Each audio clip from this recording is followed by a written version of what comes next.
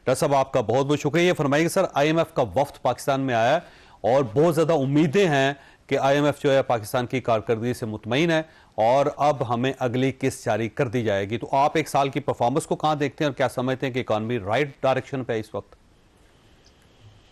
سب سے پہلے تو مجھے بھی اس امید کا پورا ہے, مجھے بھی پوری امید ہے کہ انشاءاللہ آئی ایم ایف کا وقت جو ہے وہ ایکسیپٹ کرے گی حکومت کی جو پرفارمنس ہے, اور ہمارا جو اگلی ایک سال کی اگلی جو 1 بلین کی قسط ہے وہ مل جائے گی.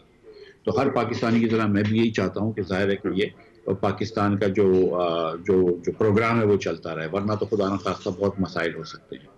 اور ہمیں یہ پتا ہے کہ 600 ارب روپیہ حکومت نے ٹیکس کے اندر کم جمع کیا ہے, لیکن کیونکہ یہ اپریل کا مہینہ ہو گیا ہے اور ہم اب ایک دم مارچ کا مہینہ ہو گیا ہے سوری, اور اب اپریل سے پہلے نہیں آ سکتا, تو منی بجٹ 3 مہینے کے لیے نہیں لایا جائے گا.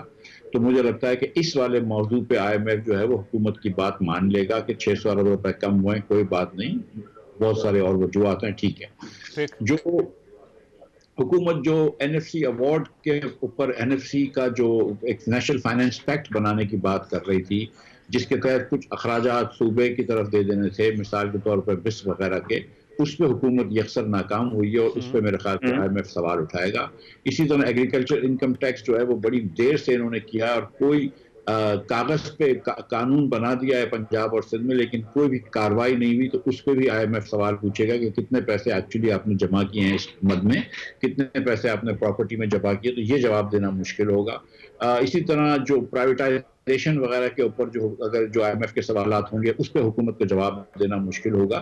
لیکن جو تھوڑی سی پرفارمنس ہے وہ, اور خاص طور پہ جو بین الاقوامی سیاسی صورتحال ہے اس کو دیکھتے ہوئے مجھے لگتا ہے کہ آئی ایم ایف انشاءاللہ ہمیں قسط تو اگلی دے دے گا. ٹھیک. اچھا, اب سوال یہ ہے کہ گورنمنٹ کا کلیم یہ ہے کہ مہنگائی کے اندر جو اضافہ ہو رہا تھا وہ بہت تیزی سے نیچے آیا ہے اور اب یہ 1.58% رہ گئی ہے, اور وہ سمجھ رہے ہیں کہ بہت بڑی پرفارمنس ہے ہماری. تو آپ اس سے مطمئن ہیں, آپ یہ سمجھتے ہیں کہ واقعی مہنگائی جو بہت تیزی سے بڑھ رہی تھی گورنمنٹ اس کو روکنے میں کامیاب ہو گئی؟ جی, پچھلے سال اوسطاً جو افراط زر تھا وہ 24% تھا. اس سال افراط زر جو ہے وہ 5.9% ہے, شاید 8% پہ ختم ہو جائے گا سال. تو افراط زر ظاہر ہے کہ کم ہوا ہے, جس کا مطلب یہ ہے کہ مہنگائی جس رفتار سے بڑھ رہی تھی اس رفتار میں کمی آئی ہے. مہنگائی تو اب بھی بڑھ رہی ہے. دوسری جانب کیونکہ پاکستانی عوام کی آمدن نہیں بڑھی ہے, جو اوسطاً آمدن ہے پر کیپٹا انکم وہ کم ہو رہی ہے پاکستانیوں کی, تو یہ چیزیں ہماری دسترس سے اور نکل رہی ہیں. تو مثال کے طور پر جو دال 160 روپے کی ملتی تھی 2 سال پہلے, وہ پچھلے سال 200 کی ہوئی ہے. اس سال وہ 216 یا 218 کی ہو جائے گی. وہ 200 سے کم نہیں ہوگی, وہ 160 کی طرف نہیں جائے گی, وہ بڑھے گی 116 کی. لیکن کیونکہ تنخواہیں نہیں بڑھ رہی ہیں, کیونکہ نوکری نہیں بڑھ رہی ہے, آمدن نہیں بڑھ رہی ہے, اور اوسطاً پاکستانی غریب ہو رہے ہیں, تو 216 کی دال ہماری دسترس سے مزید نکل گئی ہے. ہمارا جو قوت خرید ہے وہ کم ہو گیا ہے. لہٰذا آپ دیکھیں کہ اس سال میں, جس سال میں شہباز شریف صاحب وزیر اعظم رہے ہیں, 1.5 کروڑ پاکستانی, آپ کا اور میرا بھائی, اور خط غربت کے نیچے چلا گیا ہے. ہزاروں لاکھوں بچے جو ہے وہ رات کو بھوکے سوتے ہیں. اسی سال کے اندر لاکھوں بچے جو ہیں جو اسکول عمر کے تھے وہ اسکول سے باہر ہو گئے ہیں. تو شہباز شریف صاحب کی پرفارمنس میں, جو کہ بہت سارے دورے انہوں نے فوراً کیے ہیں, ماشاءاللہ کابینہ 50 لوگوں کی کر لی ہے, 60 پیج کے اشتہار دے رہے ہیں, یہ سب کچھ کیا ہے انہوں نے, لیکن 1.5 کروڑ پاکستانی غربت کے نیچے بھی چلا گیا. اچھا, یہ فرمائیے سر, یہ اگلا سال کیا گورنمنٹ استحکام لانے میں کامیاب ہو جائے گی, یا پھر آپ محسوس کرتے ہیں کہ نہیں اگلے سال کے اندر بھی کوئی بہت بڑی خوشخبری قوم کے لیے نہیں ہے؟ دیکھیے, سیاسی استحکام تو پاکستان میں نہیں آ سکتا جب تک کہ آپ ان قوتوں سے کچھ مفاہمت نہیں کرتے جن کو زیادہ تر پاکستانی سپورٹ کرتے ہیں الیکشنز کے اندر اور جن کو ووٹ دیے تھے. 17% اسٹیبلٹی ہے سیاست کی, جمہوریت ہے پاکستان میں, بس وہی ہے. جب تک اس قسم کا سیاسی جمود چلتا رہے گا, سیاسی انتشار چلتا رہے گا, تو معیشت کے اوپر ایک کوسچن مارک لٹکا ہوا ہوتا ہے. وہ کہ لوگ سمجھتے ہیں کہ ہماری فوج کا اس میں ایک بڑا کلیدی کردار ہوتا ہے ہماری سیاسی اسٹیبلٹی میں, اور وہ ایک ہی فوج ہے اور معیشت کے اوپر بھی وہ دیکھ رہی ہے. لیکن پھر بھی معیشت کے اندر آپ کو اگر بہت آگے کے انویسٹمنٹس کروانے ہیں، سرمایہ کاری کرنی ہے، تو انویسٹر یہ چاہتا ہے کہ اس قسم کے سیاسی جمود پاکستان میں نہ ہو جس سے کچھ گڑبڑ ہو سکتا ہے۔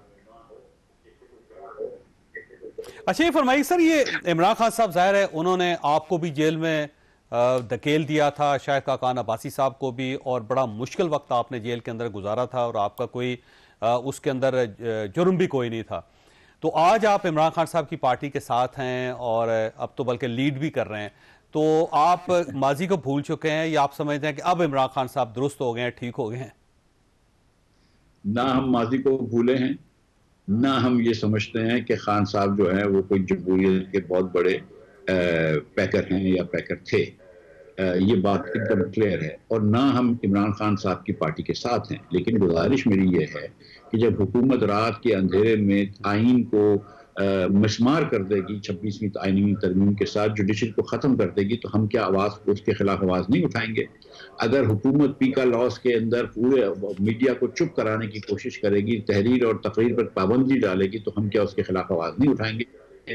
تو اگر عمران خان بھی اس کے خلاف آواز اٹھا رہے ہیں، تو وہاں تک ہماری تمام سے، عمران خان سے بھی، محمود خان چکزئی سے بھی، مولانا فضل الرحمان سے بھی، اور جماعت اسلامی سے، یہ سب لوگ ادھر پارٹیسپینٹ تھے اس کانفرنس میں، کہ ان سب کے ساتھ ہم کھڑے ہیں آئین کی بالادستی پہ اور قانون کی حکمرانی تک۔ باقی ہماری اپنی اپنی سیاست ہے، ہمارے اپنے اپنے طریقہ کار ہیں، کوئی الیکٹرل الائنس نہیں بن رہا، کوئی پی ڈی ایم کی طرح نہیں جا رہا ہے کہ ہم کو حکومت دے دو۔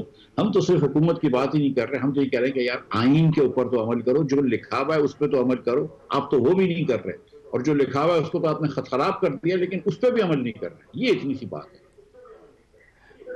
تو کوئی ایسا امکان ہے کہ آپ عمران خان صاحب کے ساتھ ملاقات ہو جائے، آپ کی ہو جائے، شاہد خاقان عباسی صاحب کی ہو جائے، اور کوئی مشترکہ لائحہ عمل آپ طے کر لیں؟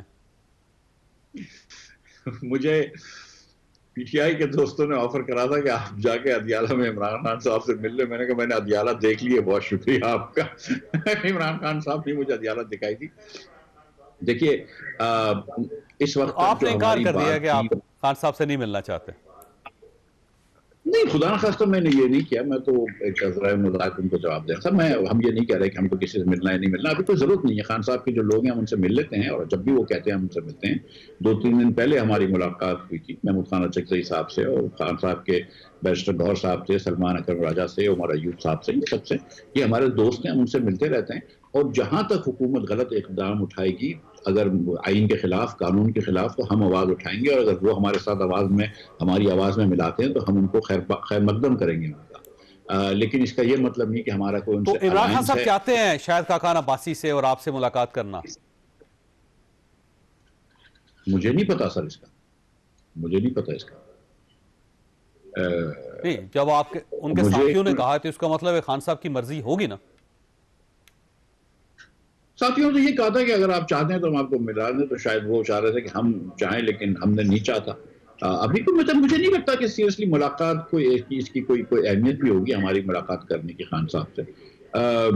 ہم خان صاحب کے جو سلمان راجہ صاحب ہیں اور ان سے دیگر سے ٹچ میں ہیں، سلمان صاحب تو میرے ذاتی دوست بھی ہیں، اور ہم تو باقی سیاسی پارٹی کے لوگوں سے بھی ٹچ میں ہیں، تو اس میں کوئی مذائقہ نہیں ہے خان صاحب سے۔ دیکھیں، گزارش یہ ہے جاوید چودھری صاحب کہ جب پاکستان میں یہ سیاست کا حل نکلے گا، اور جب بھی حل نکلے گا، تو 2 چیزیں ہوں گی، یہ میں آپ کو لکھ کے دے رہا ہوں۔ ایک کہ سب کی ملاقات ہوگی اور آپس میں کوئی لائحہ عمل طے ہوگا، کوئی وے فارورڈ طے ہوگا، اور اس کے بعد الیکشن ہوں گے۔ اس کے علاوہ اس کا کوئی حل نہیں ہے۔ آپ اگر پاکستان کو جمہوریت کہتے ہیں یا نام نہاد جمہوریت کہتے ہیں، اور اگر آپ کوئی طریقے سے آگے بڑھنا چاہتے ہیں، تو جمہور کی رائے لینا ضروری ہے۔ جو آج کوئی سڑکوں پہ تو روڈ نہیں ہے، کوئی انتشار تو نہیں ہے، کوئی پریشانی تو نہیں ہے، لیکن میں اور آپ اس لیے کہہ رہے ہیں کہ سیاسی انتشار ہے کیونکہ ایک بڑی پارٹی کو آپ نے باہر رکھا ہوا ہے حکومت سے، جو الیکشن جیتی تھی، اس کی وجہ سے سارا انتشار ہو رہا ہے۔ تو جیسے دبئی یو اے ای کے اندر کوئی جمہوریت تو نہیں ہے، لیکن انتشار نہیں ہے، کیونکہ وہ بولتے ہیں ہم جمہوریت بھی نہیں رکھتے۔ یہاں پہ کیونکہ ہم یہ کہتے ہیں کہ ہمارے یہاں جمہوریت ہے، تو پھر جمہور کی رائے لینا ضروری ہوتی ہے۔ اس لیے کوئی بھی حل نظر نہیں آتا مجھے ماشاء اللہ کے، کہ جس کے اندر دوسری طرف ہم دوسری مرتبہ الیکشن میں نہ جائیں۔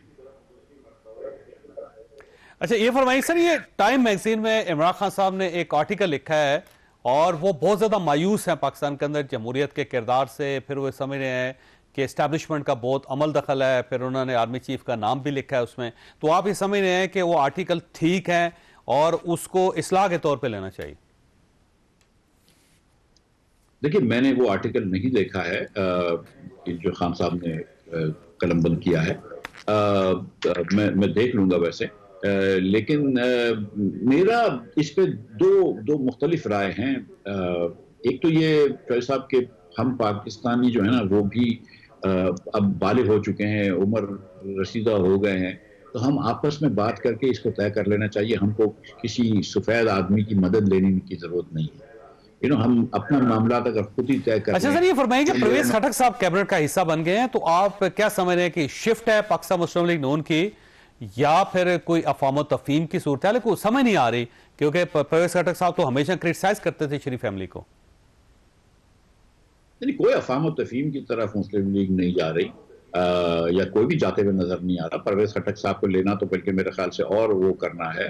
مسلم لیگ کے پاس سچی بات ہے کہ کے پی میں کوئی لوگ نہیں ہیں. مسلم لیگ کے پاس کے پی میں کوئی ووٹ بینک نہیں ہے. منصیرہ میں جو ووٹ بینک ہوتا تھا ہزارہ میں, وہ بھی ختم ہو گیا ہے. اب تو پنجاب کے ووٹ بینک کے لالے پڑ لگے ہیں.